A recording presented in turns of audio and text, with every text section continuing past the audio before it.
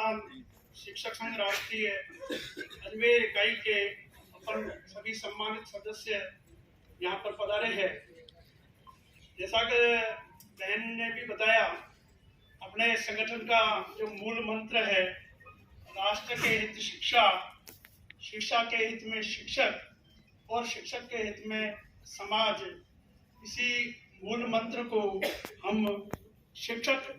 संघ के कार्यकर्ता होने के नाते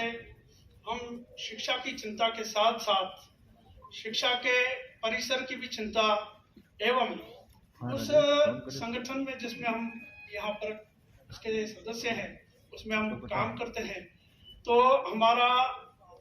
शिक्षा के साथ में हमारे राष्ट्र देश के लिए हमारा दोहरा दायित्व बन जाता है कि हम हमारे परिसर को और हमारे विद्यालय को, उनके परिवार को साथ लेते हुए शिक्षा के साथ में जिस शिक्षा के विषय में हम पारंगत है, भौतिक के अध्यापक अपने विषय में एक्सपर्ट हो सकते हैं, विज्ञान के, गणित के, इस तरह से सभी अपने अपने क्षेत्र में पारंगत होंगे, लेकिन उसके साथ में शिक्षार्थी का पूर्ण सर्वांगीण विकास किस तरह से हो, यह विद्यालय परिसर सुंदर, स्वच्छ और हरित हो, वहाँ का वातावरण हमारे शिक्षार्थी के लिए सर्वांगीण विकास के लिए उपयुक्त बने। साथ ही साथ उसके विकास के लिए यदि वो गरीब है, निम्न वर्ग से है, तो उसका आर्थिक सहयोग किस प्रकार कर सकते हैं, हम हमारे विद्यालय का किस तरह सुंदर, स्वच्छ, हरित के साथ में हमारे जो पर्यावरण के लिए विभिन्न कार्यक्रम हो सकते हैं, और हमारे जो सामान्य प्रक्रिया है जो विद्यालय के परिसर में निमित्त आती है, पुस्तकालय हो सकता है, हमारा वहाँ का वातावरण हो सकता है, उसके हमारे खेल के माध्यम से हम हमारे जो शिक्षार्थी हैं उनको हम किस प्रकार से उनका विकास कर सकते हैं, यह हमारे उसमें सर्वांगीण विकास के लिए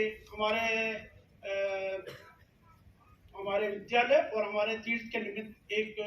छोटा सा विषय जो आप जो संगठन के अधिकारी और कार्यकर्ता है पिछले 2-3 वर्षों से लगातार इसको देखते आ रहे हैं। मैं प्राचीनता और प्राचीन काल की ओर थोड़ा सा ले जाना चाहूँगा। भारत में प्राचीन काल से ही विभिन्न हमारे पर आक्रमण होते रहे हैं। शक आए, हुण आए, मुस्लिम आए, अंत में अंग्रेज भी आए। तो मुसलमानों ने, ईसाइयों ने भी जब भी यहाँ पर आक्रमण किया तो यहाँ की बौद्धिक संपदा का नाश किया। सोमनाथ मंदिर में कई बार उन्होंने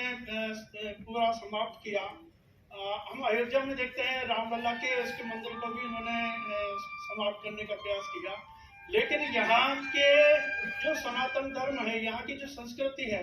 उसमें एक ऐसी विशेषता है, तो वापस हम उसको वापस परम वैभव की ओर ले जाते हैं, फिर वापस खड़े हो जाते हैं।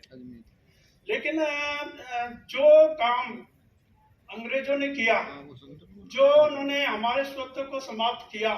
वैसा इस्लाम ने भी नहीं किया। हम देखते हैं कि हमारा जो स्वत्व है वो समाप्त करने का कार्य अंग्रेजों ने किया। हमारे प्राचीन परंपराएं, हमारे मूल जो मान बिंदु है, उनको समाप्त करने के साथ में हमारी भाषा, हमारा स्वधर्म, हमारे जो मान्यता बिंदु है, उनको समाप्त करने के साथ में सबसे पहले उन्होंने ये कार्य किया कि हमारी जो मूल भाषा थी, संस्कृत, जिसमें हमारे वेद, पुराण और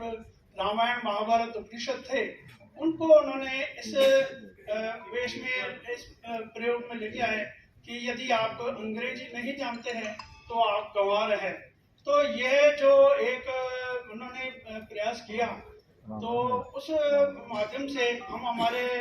जो स्वत्व है उससे हम दूर होते चले गए। कहते हैं कि जब अंग्रेज आए थे तो उस समय भारत का जो पूरे विश्व में 23% योगदान था व्यवसाय में, और जब वो गए तो मात्र 3% ही योगदान रहा। तो उन्होंने यहाँ की संपदा को, उसको लूटा। इसी तरह से मुसलमानों ने भी लूटा। लेकिन हमारे जो ईसाइयों ने जो किया, धर्मांतरण के साथ साथ में हमारे यहाँ के स्वत्व को समाप्त किया, वो हमारे को ध्यान में लाने का मैं प्रयास करना चाहूँगा। स्वामी विवेकानंद जी ने गणवंतो विश्वमार्यम और सर्वे भवन्तु सुखिनः, इस तरह के लिए हमारा जो मौलिक हमारा जो बिंदु है, उसके लिए उन्होंने बताया कि हम विश्व में शांति स्थापना के लिए प्रार्थना करते हैं। हम यहाँ पर सबकी सहयोग, सबका विकास चाहते हैं। यहाँ पर सिर्फ मैं और मेरा नहीं, यहाँ पे विश्व की शांति और उसके विकास की बात हमारा पूरा भारत करता है।